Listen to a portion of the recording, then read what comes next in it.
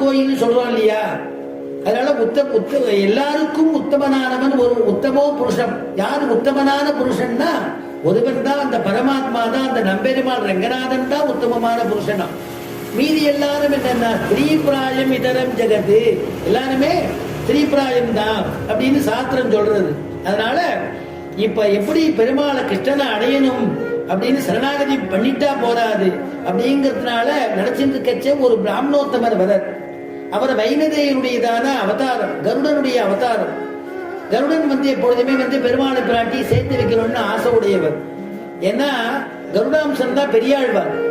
ஆண்டாளையும் ரங்கநாதனையும் சேர்த்து வச்சது யாருன்னா பெரியாழ்வார். இந்த பெரியாழ்வார் யாருடைய அவதாரம்னா கருடாம்சம், வைனதேயனுடையதான அவதாரம். அதே மாதிரி ருக்மணியையும் கிருஷ்ணனையும் சேர்த்து வைக்கணும்னு திருவுள்ளமா. அதனால பிராமணோத்தமரா வராராம். அப்படி வரக்கூடிய அவரை பார்த்துட்டு எப்பேற்பட்டவர் உயர்ந்தவராத்த விசிந்திய ஆப்தம் த்விஜம் கஞ்சிதே கிருஷ்ணாய பிராகினோத்ருதமோ விசிந்திய ஆப்தம் த்விஜம் கஞ்சிதே. த்விஜம்னா ரெண்டுன்னு அர்த்தம். நமக்கெல்லாம் இருபிறப்பாளர்னு பேரு. அம்மாவுடைய கர்ப்பத்திலேருந்து பிறந்தது ஒரு ஜென்மா, உபநயன சம்ஸ்காரத்தினால மற்றொரு ஜென்மா. அதே மாதிரி பட்சிகளுக்கு ரெண்டு பிறப்பு. அம்மாவனுடைய வயத்துல பிறக்கிறது, முட்டையா வருது ஒரு பிறப்பு, முட்டையிலேருந்து வெளியில வருது மறுபிறப்பு. அதனால இங்க ஆச்சரியமான பதம் போட்டிருக்கார் பாகவதத்துல. சுகபிரம்மம் விசிந்திய ஆப்தம் த்விஜம் கஞ்சிது.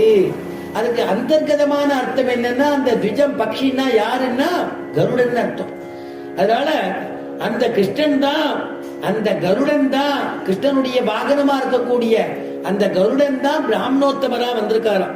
அதனால அந்த பிராமணரை பார்த்துட்டு ருக்மிணி சொல்றா, அம்மா சுவாமி நீங்க கிருஷ்ணனை பார்த்து எப்படியாவது சொல்லுங்கோ, அவரையே நினைச்சிட்டு இருக்கேன்னு.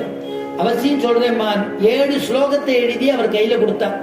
இந்த ஸ்லோகத்தை கொண்டு போய் கிருஷ்ணன் இடத்துல ஒப்படைச்சிருங்கோன்னா ரொம்ப சந்தோஷப்பட்டார் அந்த பிராமணோத்தவர். ஏன்னா நமக்கு இவா 2 பேரையும் சேர்த்து வைக்கக்கூடிய ஒரு பாக்கியம் கிடைச்சதே. பெருமாளும் பிராட்டியும் லீலையாச்சே, லீலையாக விளையாடக்கூடிய இந்த லீலையில நமக்கும் கலந்துக்கிறதுக்கு ஒரு பாக்கியம் கிடைச்சதேன்னு நினைச்சார் அவர். உடனே அந்த 7 ஸ்லோகத்தை வாங்கிட்டு புறப்பட்டுட்டு போறார். கிருஷ்ண பரமாத்மாவை பார்க்கணுமே. அந்த பிராமணோத்தமர் கால்நடையா நடந்துதானே போவா. அந்த காலத்துல நடந்துதானே போனோம். நடந்து போறவாளுக்கு என்ன ஆகாரம்னா ஹரி சங்கீர்த்தனாமிருதம்னா, நடந்து போறவா ஹரிநாமத்தை சொல்லிட்டு போவாராம்.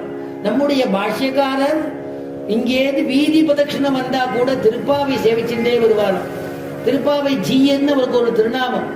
நீ சேவிச்சுட்டே வரச்சே உந்து மதகளித்தன் ஓடாத தோல்வழியன் சொல்லக்கூடிய 18வது பாசுரம். அந்த பாசுரத்தை அனுபவிச்சார். 18ங்கிறது முக்கியமான ஒண்ணு இல்லையா? 18 நாள் யுத்தம், 18 அக்ஷோகினி சேனை.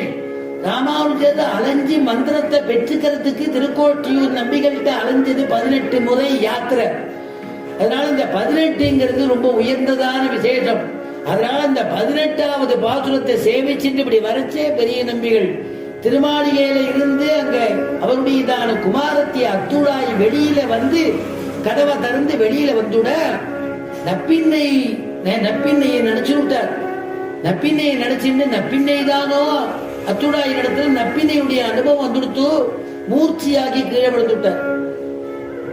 ஓடி போய் அத்துடாய் அப்பாவின் இடத்துல சொல்லி அண்ணா கீழே விழுந்துட்டார், மூர்ச்சியாகி கீழே விழுந்துட்டார்னு சொல்ல, அதுக்கப்புறம் தீர்த்தம் கொண்டு வந்து புரோக்திச்சு பெரிய நம்பிகள் கேட்ட திருவாக்கு, ராமானுஜா தேவரீர் என்ன நினைச்சிட்டு இருந்தீர்? நப்பின்னையுடைய அனுபவமோன்னு கேட்டாராம். ஏன்னா நப்பின்னையை நினைச்சிட்டு இருந்ததுனால இந்த பாசுரத்தை நமக்கு ஒரு வழிகாட்டி ராமானுஜர். பாசுரத்தை வெறுமை சொல்லக்கூடாது, அனுபவத்தோடு சொல்லணுங்கிறத காண்பிச்சா ஆச்சாரியன் இல்லையா? அதனால அப்படி ஒரு ஊற்றமா பிராமணர் இடத்திலேயே பெருமாளுக்கு ரொம்ப விசுவாசம். அதுவும் வைதிகம் வேதாத்தியனம் பண்ணவானது வேத சொரூபன் இல்லையா அவன். அதனால ரொம்ப பிடிக்கும். இந்த வேதோக்தமான அந்த பிராமணோத்தமர் இடத்துல அந்த 7 ஸ்லோகத்தை கொடுக்க அதை எடுத்துட்டு போனவர் போயிட்டே இருக்கிறத கிருஷ்ணன் என்ன நினைச்சுப்பானோ, கிருஷ்ணன் என்ன பண்ணிட்டு இருப்பானோ தெரியாதே. நம்மளையும் முன்ன பின்ன நம்மளை பார்த்தது இல்லையே கிருஷ்ணன், அவன் என்ன சொல்லுவானோ